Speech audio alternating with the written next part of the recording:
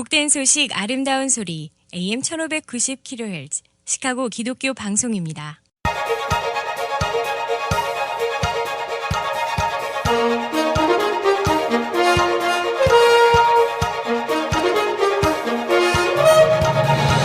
김정일 해설위원의 시사 해설. 세상을 넓게 봅니다. 삶의 지평이 넓어집니다.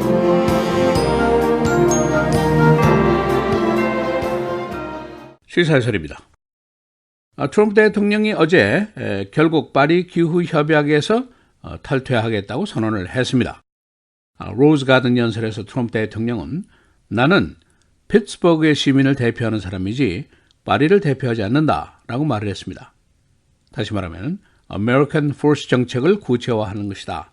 그런 표현을 했습니다. 그의 탈퇴 이유 여러 가지가 있습니다만 가장 중요한 것은 불공정한 합의다 하는 겁니다. 그래서 미국의 기업과 미국의 근로자들이 피해를 보게 되어 있다. 또 미국의 국제사회에 대한 부담이 지나치다. 개발도상국의 환경 문제 해결에 미국이 지원을 해줘야 되는데 이것은 공정치 않다. 그런 주장입니다. 이것은 미국의 주권의 문제다라는 표현을 했습니다. 트럼프 대통령은 파리 협약이 아주 가혹한 국제협약이다라고 혹평을 했습니다. 그러나 그의 탈퇴 발표 직후에 정치권이라든가 미국의 기업 대표들 그리고 환경보호그룹들이 그의 탈퇴 결정에 대해서 이것은 단견에서 비롯된 것이다 라는 비난을 했습니다. 그런가 하면 국제사회, 특히 프랑스, 독일, 이태리가 공동성명을 통해서 트럼프 대통령의 결정을 비난했습니다. 프랑스의 새 젊은 대통령 매크론은 Make our planet great again. 지구를 위대하게 해라 하고 비꼬았습니다. 그래서 오늘은 트럼프 대통령의 어제 탈퇴의 내용과 반론은 어떤 것인지, 국제사회 또 국내의 반응은 어떤 것인지 살펴보겠습니다. 우선 이 파리 기후 협약에서의 탈퇴가 잘된 것이냐 잘못된 것이냐 결론적인 해답을 지금 당장 알 방법은 없습니다. 양측의 찬성 반대에 나름대로의 주장이 있고 또 양측에서 제시한 근거도 나름대로 있습니다. 지금 당장 이 문제로 해서 해수면이 올라간다든가 가뭄이 온다든가 하지는 않을 것입니다.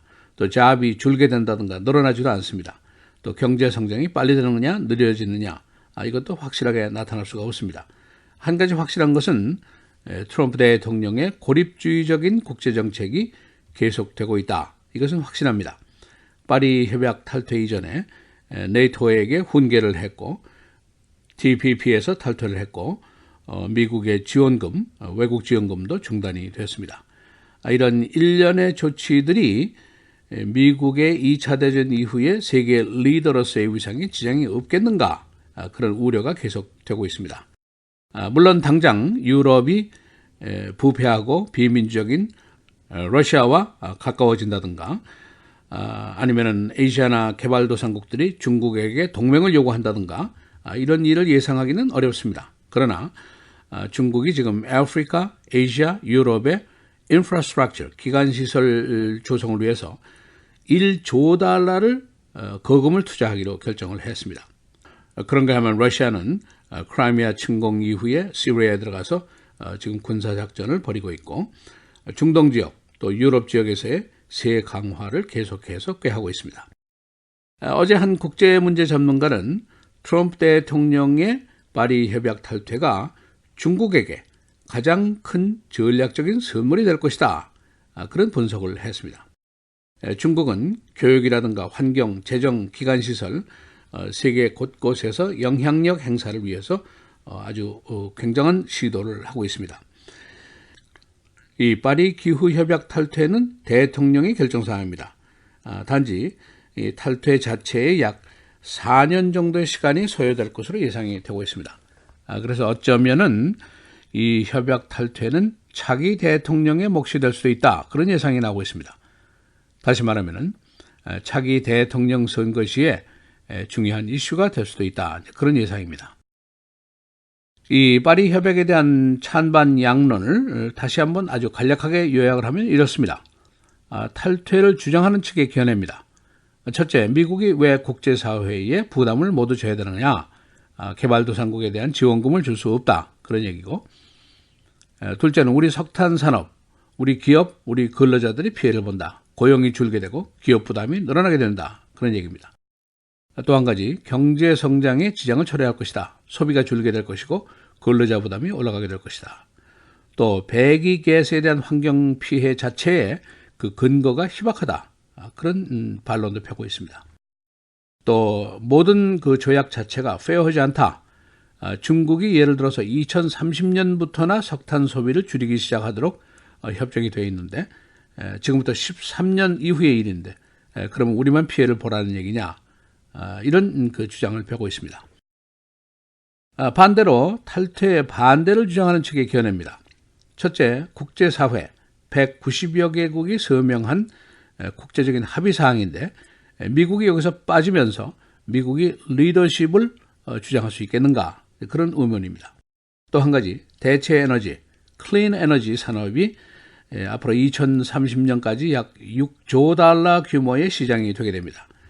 여기서 미국이 뒤지면은 고용을 잃을 뿐 아니라 전기 자동차라든가 신형 배럴이라든가 기타 여러 가지 중요한 기술 면에서 미국이 경쟁력을 잃게 될 것이다. 그런 걱정입니다. 또 한 가지, 어차피 석탄 산업은 사양길이다. 내추럴 가스 가격이 내려갔기 때문에 석탄으로서는 경쟁이 불가하다. 이런 반론을 펴고 있습니다. 어제 트럼프 대통령의 파리 기후협약 탈퇴에 대해서 GE라든가 IBM이라든가 골드맨삭스라든가 이런 대기업들이 우려를 일제히 표명하고 나섰습니다.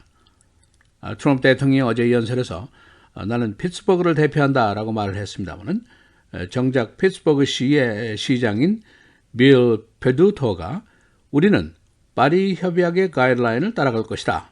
이것은 우리 시민, 우리 장래, 우리 경제를 위한 것이다 라고 반발을 했습니다.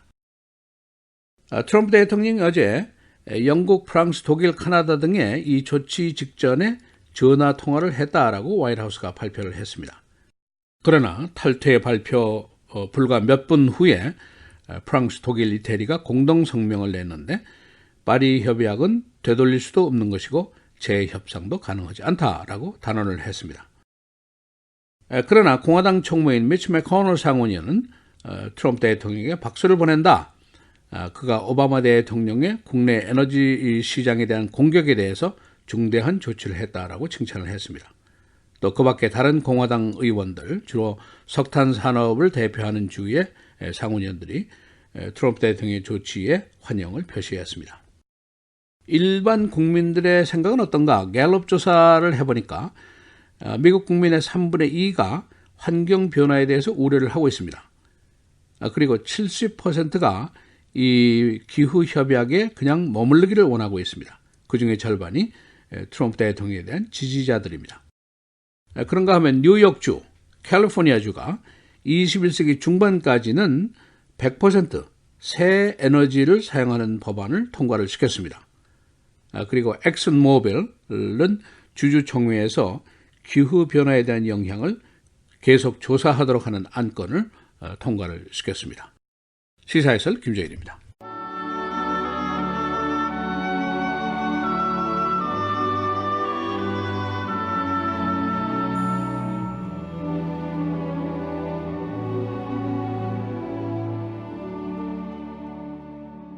우리 주 예수 그리스도의 은혜를 너희가 알거니와 부요하신 이로써 너희를 위하여 가난하게 되심은 그의 가난함으로 말미암아 너희를 부요하게 하려 하심이라.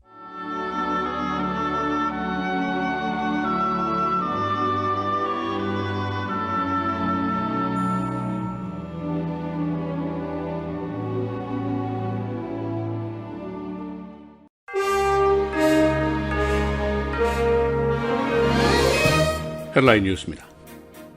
트럼프 대통령이 어제 미국이 파리 기후협약에서 탈퇴할 것이라고 발표했습니다. 그는 이 협약이 공정치 않고 미국의 기업과 근로자가 부담을 안게 된다고 그 탈퇴 이유를 밝혔습니다. 발표 직후에 프랑스와 독일, 이태리는 공동성명을 통해서 이 협약은 돌이킬 수 없는 것이고 재협상도 불가하다고 밝혔습니다. 오늘 아침 노동부가 발표한 지난 5월의 고용실적 13만 8천 건입니다. 지난 4월보다 17만 4천 건이 적어서 기대치에는 미치지 못했습니다. 그러나 실업률은 4.3%, 2001년 5월 이후에 최저치입니다. 금년 들어서 미국의 고용신장 81만 건입니다. 마닐라 카지노에서 총격 사건으로 36명이 숨졌습니다. 단독범으로 보이는 이 괴한이 카지노에 침입해서 자동 소총을 무차별 발사했습니다. 손님, 종업원 36명이 숨졌습니다. 범인은 총격 직후에 방화까지 한 후에 자살을 했습니다. 스피릿 에어라인의 조종사 사망 사건, 마약 과다 복용으로 밝혀졌습니다.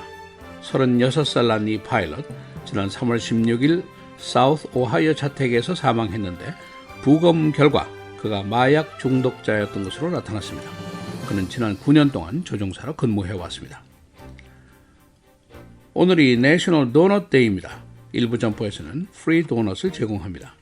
도넛 데이는 1938년 시카고에서 1차 대전 당시 군에게 도넛을 제공한 시카고 구세군을 기념하기 위해서 정해졌습니다. 영화 원더우먼이 오늘 개봉됩니다.